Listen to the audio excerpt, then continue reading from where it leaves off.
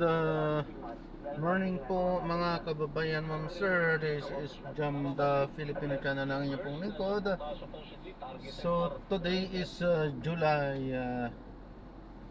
22, 2026 at tayo ngayon ay pupunta dito yan sa may Luzon, San Makati, Luzon SM Makati, Park Square, Theater Drive. Dito yan sa Ayala Avenue, Makati Center, Ayala Center, Makati, Ayala Center, Makati. At dadalhin pa natin yan sa may Shell Residences sa may Mall of Asia Complex po yan, Barangay 76, Pasay. Okay, magbabalik po tayo mamayang unti po pag nakuha na po natin sila. Disclaimer lamang po, ang content po natin ay kalsada at hindi ang passenger. Kaya naman sakasakali man po na may marinig kayo mga pangalan ng lugar, pangalan ng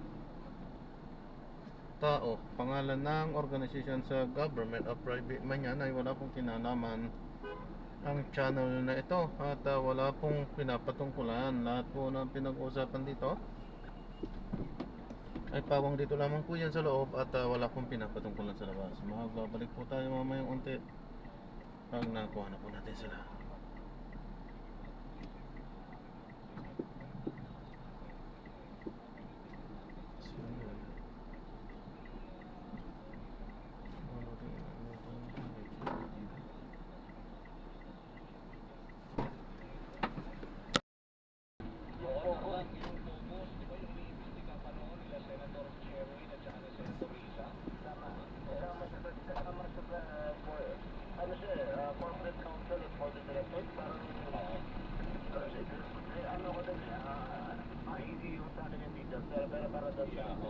So when you say anytime he could be di ba, mako-call back dito, wala ko kayo nakikitang legal obstacle in terms, kasi alam niyo kasi Europe very particular sila sa human rights ng bawat tao, di ba? Very difficult to deal with. Oo, kaya nga eh. But very sila rin. Oo. Procedural na Kaya nga. they throw roadblocks along the way. Oo. So, yun yung tingin ko nga nagiging parang nga di ba, somehow sinasabi niyo roadblock. Pero for now, you feel that you can be successful in getting him to return to the I think so. I'm pretty confident makuha natin sila. Okay, so at least that's good news at may bago tayong aasahan for the next few weeks.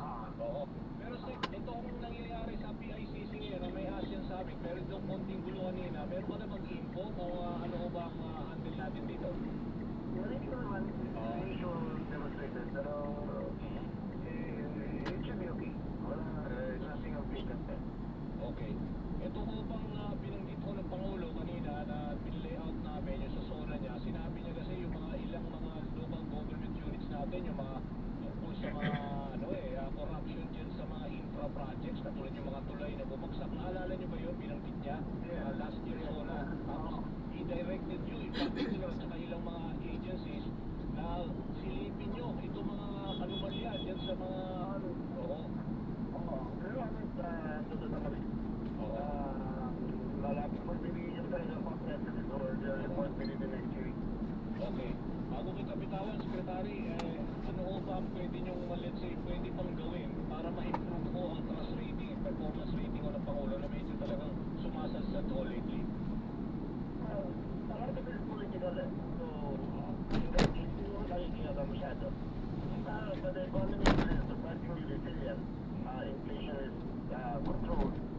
Crime is down. So, a lot of it is political. So, I think with the resolution of some cases, with the arrest of some more wanted persons, with the conclusion of the floodgate control, hindi ko akin yan. So at least very challenging as part of your role dahil kayo DILG, Secretary, Peace and Order, tsaka the local government units. Okay, It is never not challenging. Okay, anyway, Secretary, itong Iglesia ni Cristo, magkakaroon ho ng rally yata Friday at saka sa zona. Tayo ho ba ay ready to at least whatever mga scenario that might happen? Hindi na lang tayo magtrabaho. Yes, we're ready. In fact, command conference namin, pero tungkol dito ngayon. Okay. Ang mga mayayaman. busy sila sa pagtrabaho, tayong mahihirap busy sa We're pagtrabaho. ready for any contingency. Okay, sige po. Makikipagsalita lang po kami at sana naman huwag naman na magkagulo, no? At maging peaceful. Maraming salamat, Secretary, sa oras. Thank you. Salamat po. Salamat po. Okay, yan ho si Secretary John B. Rimulya ng Department of the Interior and Local Government. DCMM, SONA 2026. SONA 2026. Okay, biliso na oras ha. Pagpapasalamat lang at batiin ko lang muna. Ito si Ching Magsaysay, yung aking news team na laging nanonood sa atin. Si Ching Magsaysay laging nakatutok yan sa impeachment trial. At si Elsie Balion, si Richard Merck, Dave Leonor. Ito ang mga laging nanonood sa YouTube nila, no? Si Lina Ho, ng Plaridel, Bulacan, Alfonso Quizon, Adelaida Peranil, maraming salamat. Mariano Quiambao, Lizaka Masosa, Beth Adriano, from Cainta, Andrew Arlo Calio from Ogeo, Rowena Alonso, wala naman dyan sa, tama to si Alonso, hindi niya magkitin ko saan. Pero impeachment, hinihintay na rin niya dahil tayo rin ho ang magbibigay ng special coverage. Ako po si Danny Buenoy, magbabalik po ako bukas. Huwag po kayong alis dahil susunod na ho. Nagseservisyo, Niña Corpus and Mix Bustos. Bye-bye!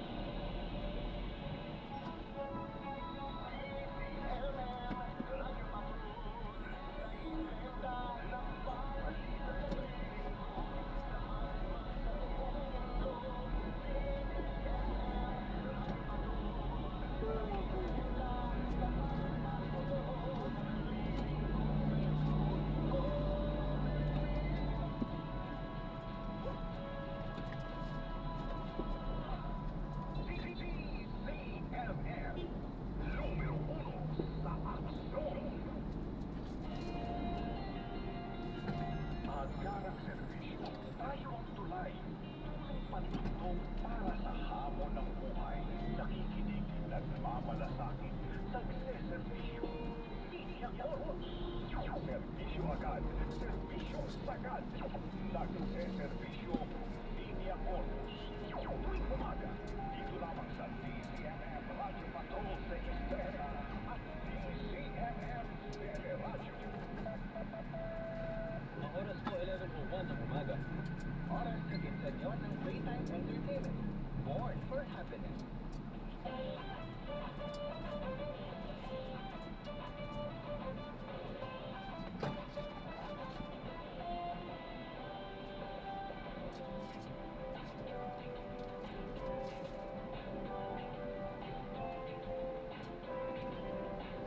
Kuya, pag-check mo nga kasi sabi nag-charge daw sa anak ko. Yung pamasahe. Yes po. Naka-grab pay po. Grab pay. Okay, thank you. Hi, hello and good morning. Mga kapamilang mga ka-servisyo. Please bustos po. Kamusta po kayong lahat today? It is a Wednesday. Wind down Wednesday. Middle of the week Wednesday. Hi, hello and good morning. Mga kapamilang mga ka-servisyo. Kamusta kayong lahat? It's July 2026.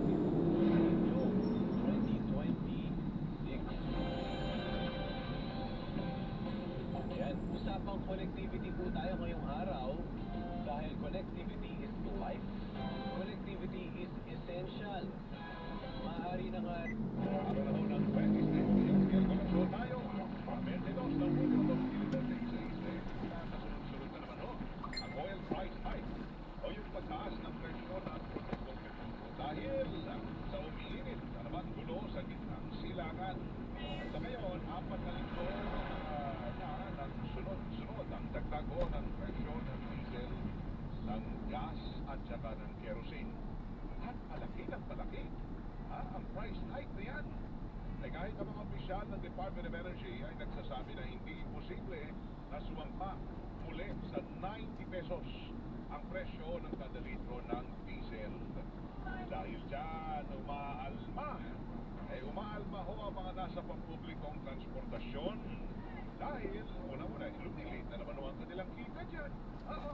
Dahil samantalang hindi pa ho sila nakakabawi sa lugi naman na inabot nila nung unang dumanas ang bansa ng mga mega oil price hike. Dahil sa tiyera dyan ho sa Iran, ng Amerika, tsaka ng Israel. Humihirit ho ngayon ang mga chuper at operator ng mga pampublikong jeepney na kung pwede raw ipatupad na ni Pangulong Bongbong Marcos ang sinuspindi nitong pisong dagdag pamasahe. Suspend na daw ho, nasuspend ho kasi yan eh. So, wag nang yayaan na talagang ipatupad na ho yung pisong dagdag pamasahe.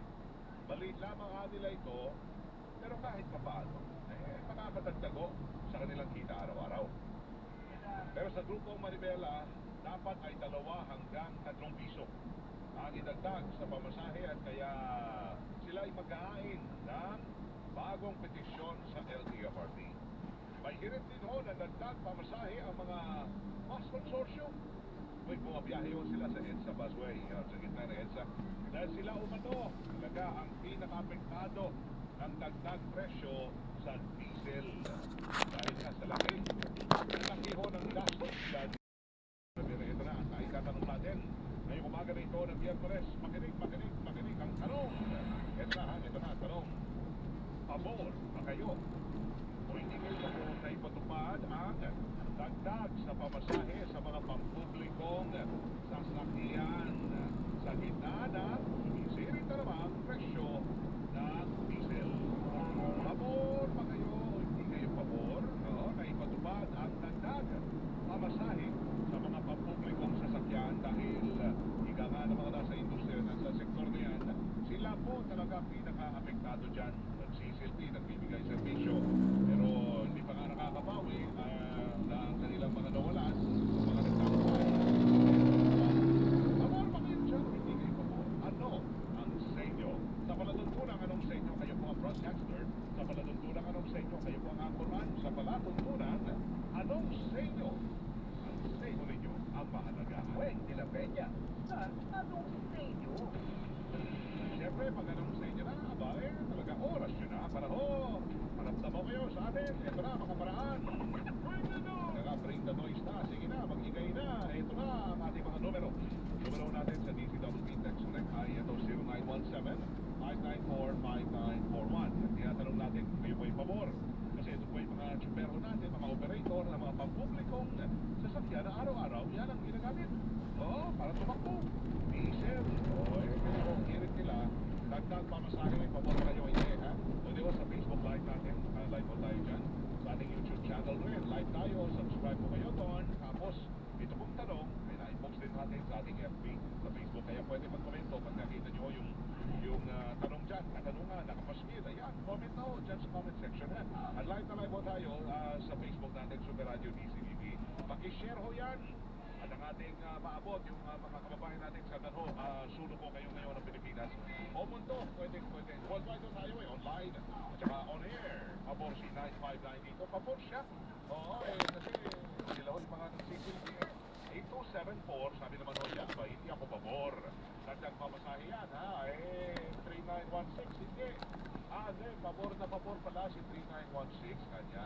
Kung nakikisit pa niya sa igang, sinasabi ngayon, sabi naman ni 0411, ako po ay hindi pabor dyan ang pagtaas sa pamasahe. Ang pwedeng gawin na lamang, baka pwedeng silipin na, paano mababaan ang presyo ng langis. 7224, ako ay pabor ho ako dyan.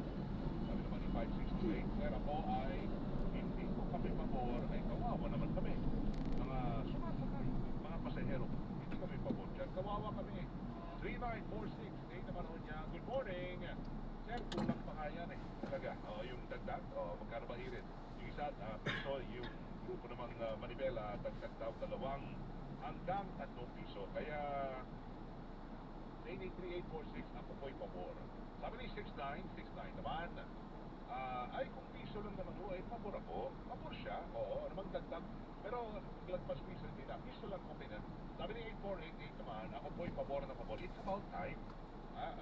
ano na lang ba, pabasahin mo yun, 13 pesos tapos may di pa nagbabayad?